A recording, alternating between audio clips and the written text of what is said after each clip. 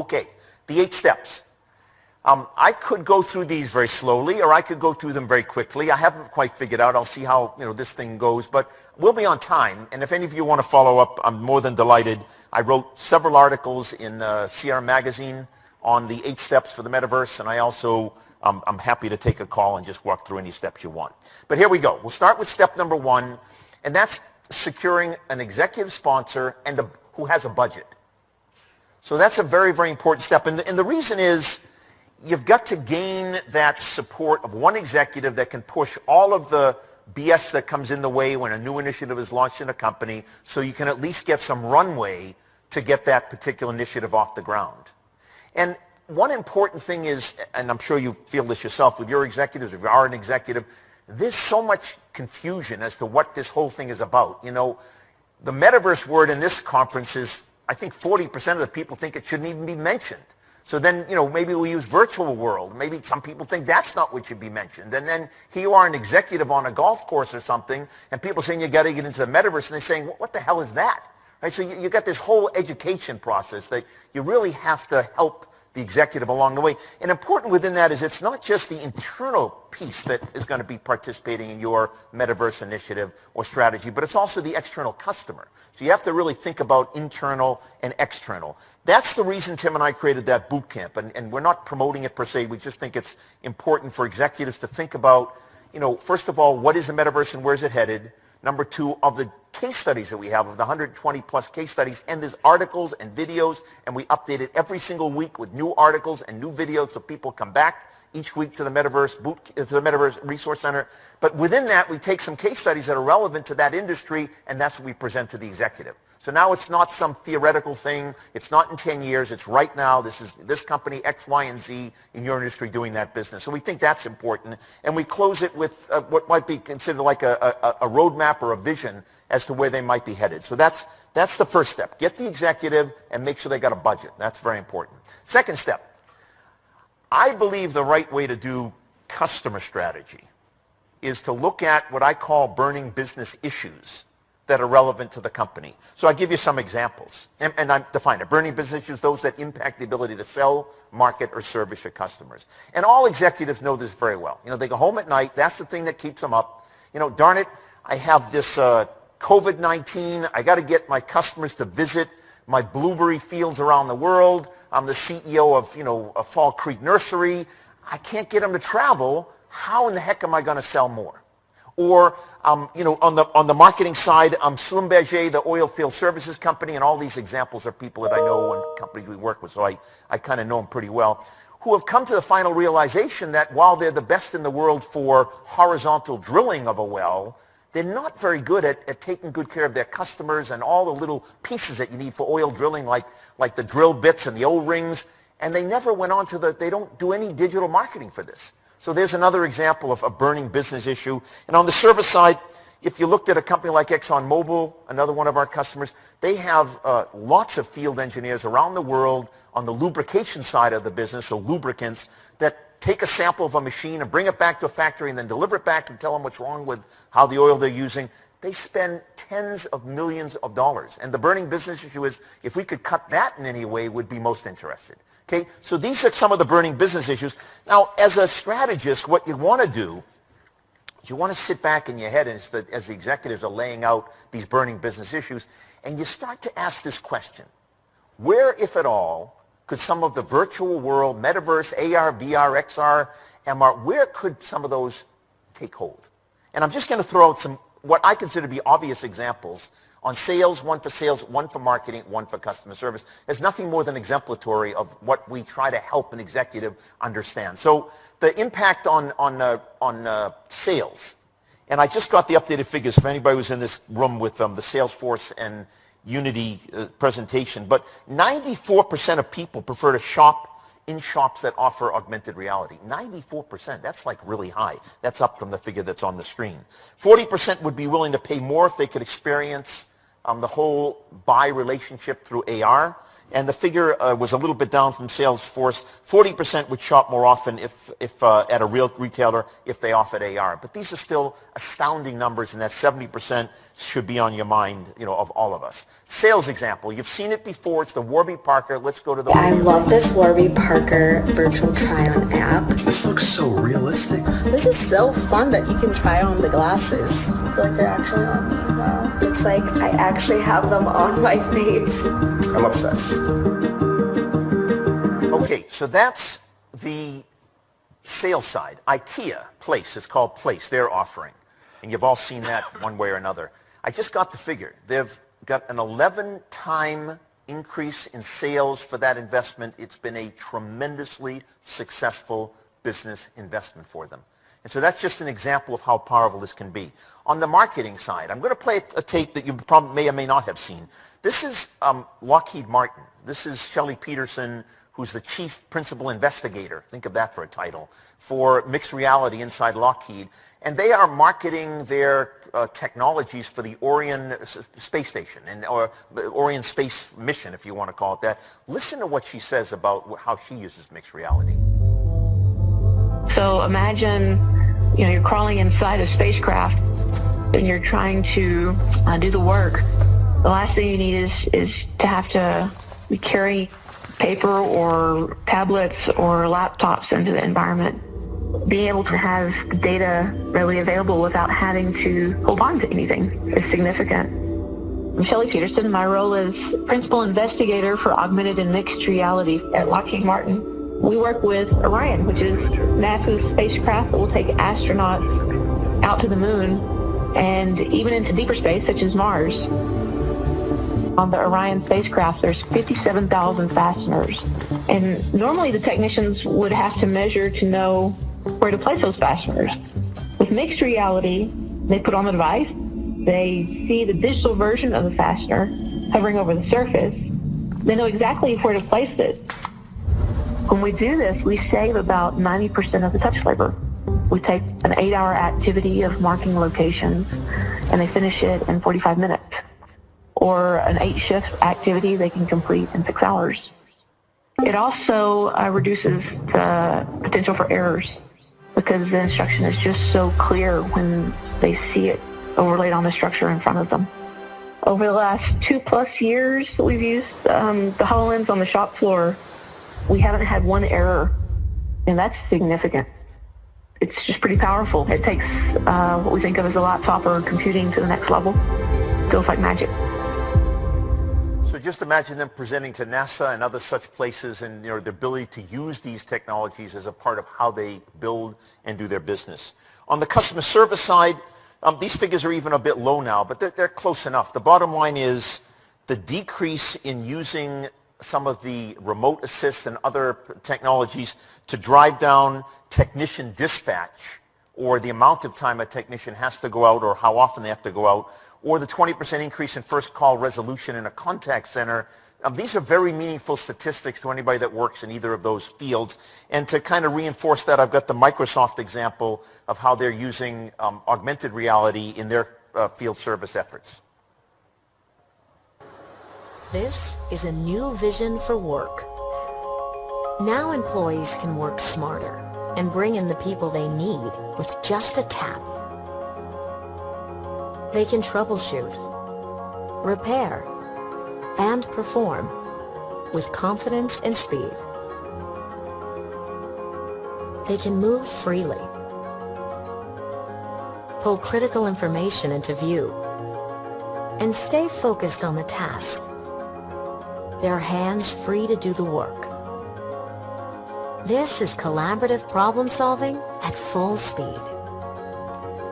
Your people, united across time and distance, more connected, more informed, and more efficient. Now employees can work together from anywhere. They can go there without being there. This isn't the future. This is here and now. Okay, so that's step one, remember, was to get the executive sponsor with a budget. Step 2 is identify burning business issues, and as a strategist behind the scenes, you're starting to think, how might we be able to apply some of the metaverse technologies to sales or marketing or customer service? In step 3, we then begin to lock it down.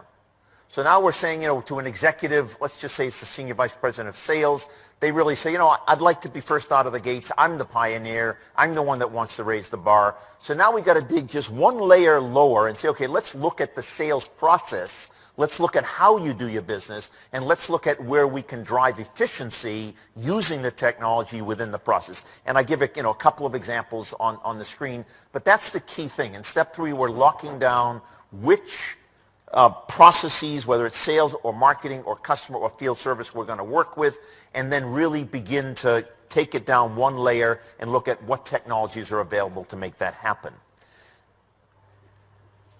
In step number 4, we're now beginning to really get into the technology piece, because as I think you all are very comfortable and I hope you buy into, in any successful technology implementation, it starts with process and understanding of process. That's about 30% of the success of the implementation.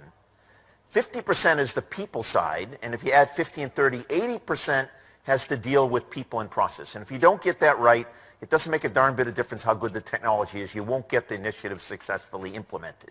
But that remaining 20% of technology is critical. And my, oh my, I'm not at the technologies that Tim is, but my, oh my, the speed at which the technology is shifting in this industry, literally every 6 months or every 3 months, it's simply astounding. So there's lots of really important vendors. I went to the campfire room upstairs where they're doing holograms. In my mind, I'm starting to ask, well, maybe should we do avatars? Is it holograms? How do you define all this? And it's all about use cases. But put that aside.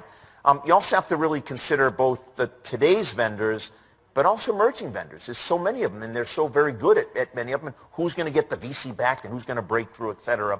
And then I'm a great believer, I have been for many years, of shootouts. There's no such thing as the right technology vendor. You bring a couple in and really let them show you why they can fulfill your needs. But more importantly, you call Tim Baharin right over here.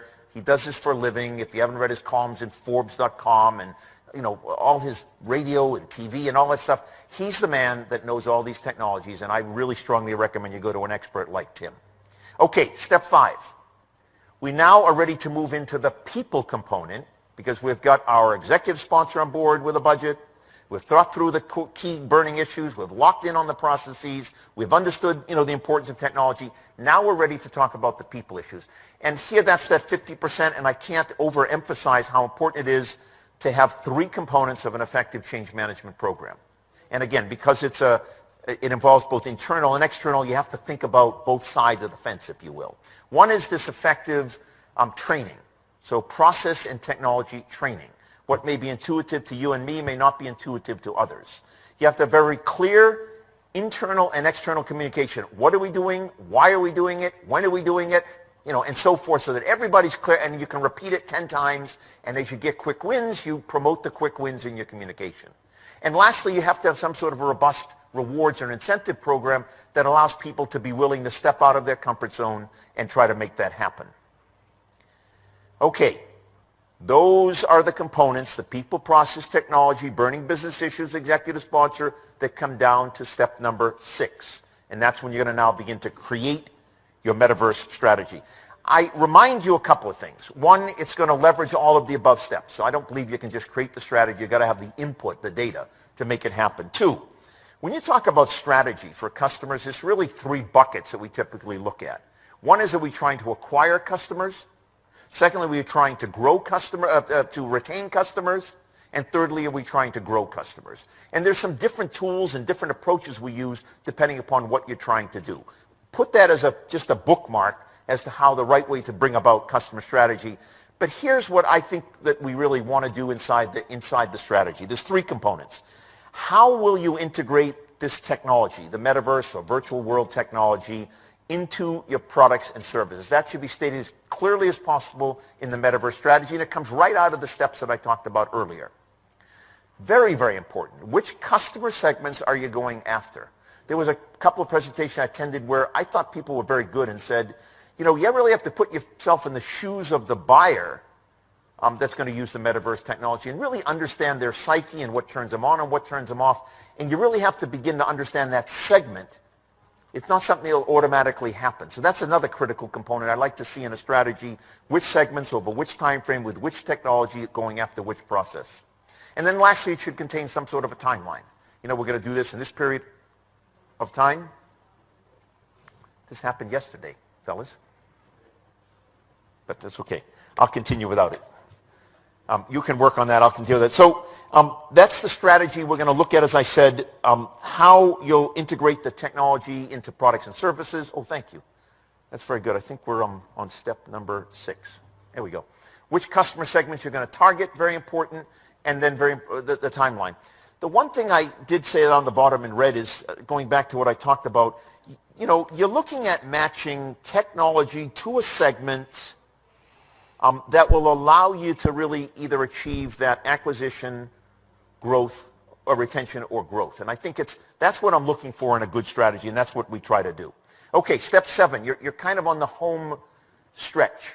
In step 7, you're now going to put together your roadmap. And I like to see, I put a 3-year roadmap. I like to see a 3-year roadmap. I don't know, in this industry, maybe it's a 2-year roadmap, but I like to see something beyond next quarter, the next year. I want to see it, quite frankly, beyond a budgeting period. I want more money than next year's budget, if that's helpful. And very important inside that, obviously, are the things that we all are familiar with. It's got to include the roadmap, people, process, and technology stream. So there's a technology stream we've got to do, people stream we've got to do for organizational change, and a process stream. What processes are we going to improve to make sure, you know, we're really attracting the client? And then within that, you're going to identify the various activities and the dependencies between the streams to make that happen. And then obviously you're going to include that whole issue of how you're going to monitor the roadmap, whether it's weekly, you know, red, green, yellow meetings or whatever it may be. I put down there, you know, more and more we're seeing agile technologies, but I was at another conference. I did a keynote in Chicago recently, and I think it's very important. You can use agile methodology, but we're now starting to see low-code and no-code platforms. And that's a whole nother way to develop a roadmap where you really, it goes beyond some of the traditional, certainly way beyond the waterfall and all that technology and so forth. And in step 8, as you would expect from any good executive team, it's like, how much is it going to cost and what's my payback? So in step 8, you're going to develop some sort of a business case. Now, I haven't figured out if this is a 2, 3, 4, or 5-year break-even proposition for most companies. If it's in the field service, I think it's a 1 or 2 year value proposition. If it's in the sales, I think it's a 2 or 3. I haven't quite figured them out, but I like to go out if I can as many years as possible to show the executives what they're buying into. And you know how you do it. You look at total costs up front. You look at likely revenues that are going to happen. You look at the break-even, and then you'll also look at the ROI metrics, and you'll measure that as a way of just looking out forward. Okay, those are the 8 steps, right? We're going to take it from the top, get your executive sponsor, make sure they got a budget, look at the burning business issues in sales, marketing, customer service, field service, lock down which particular business processes you're going to work on with the technology, then select the technology with the help of my colleague Tim or others that you're comfortable with, and make sure you don't forget about all those important people issues, 50% of the success. Then move, if you will, into creating the strategy. And that's by segment, and that's by which technology over which timeline. And again, for customer acquisition, retention, or growth.